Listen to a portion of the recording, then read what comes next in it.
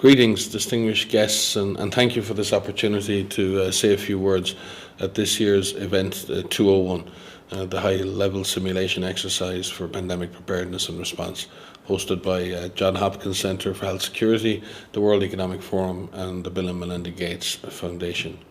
Unfortunately, I was not able to join you today. I'm involved in the IHR Emergency Committee for Ebola, but I had hoped to be in the room with you, because the issues you will be dealing with over the next hours may be tabletop exercises today, but they address real and critical threats which we at WHO take very seriously.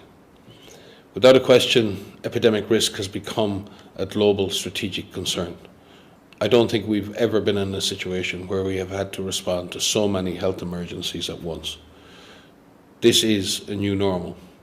I don't expect the frequency of these epidemics to reduce, and in fact, vulnerabilities all over the world, developed and developing countries, have increased, not decreased, driven by many factors, mainly through human behaviour, economic development, population density, and many others. The scenario you will be presented with this morning could easily become a shared reality one day. I fully expect that we will be confronted by a fast-moving, highly lethal pandemic of a respiratory pathogen. The question is, are we prepared to globally respond to the next major pandemic event? Are we ready to cooperate and perform across countries and across sectors to face such a threat? Have we established the surveillance and risk assessment systems, the communication tools, the supply chains, and the business continuity plans that will be needed not only to protect health in a major epidemic or pandemic, but to protect economic development, to protect political and social systems? Do we collectively drive innovation enough to face the evolving global threats which we are anticipating? The nature of pandemics is that many countries will be affected at the same time.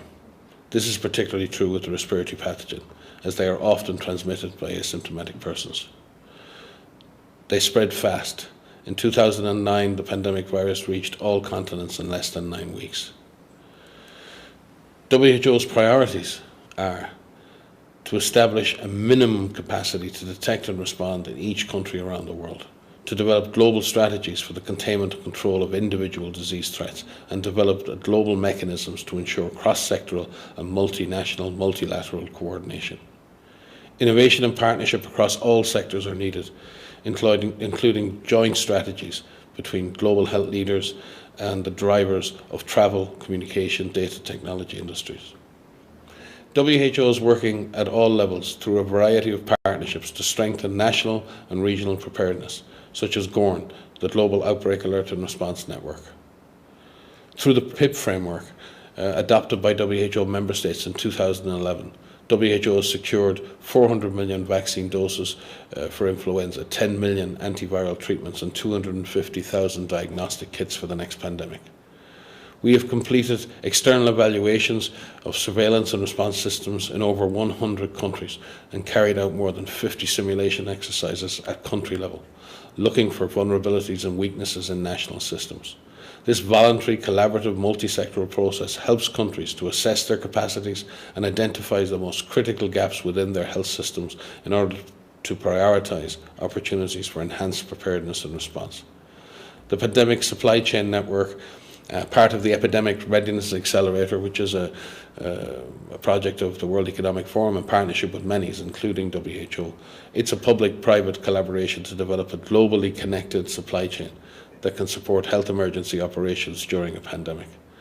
Stakeholders consist of product manufacturers to logistics providers, distributors, and UN partners, including ourselves.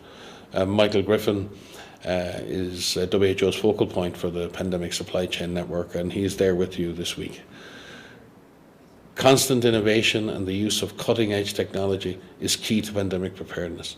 In order to pool data and analytics at a global scale for disease prevention, the EpiBrain initiative, a global data ecosystem, aims to build a collaboration of big data networks to understand and predict epidemics. It supports data science, innovation for outbreak preparedness and response.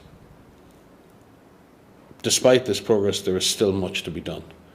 Cross-sectoral simulation exercises, such as the one you will be experiencing today, contribute to a better understanding of the critical gaps, the cooperation required from global businesses, response decisions required from government and public health leaders to minimise large-scale economic and societal consequences of a severe pandemic. I wish you the best of luck. We are looking forward to working with each of you to strengthen pandemic preparedness in the future. Thank you.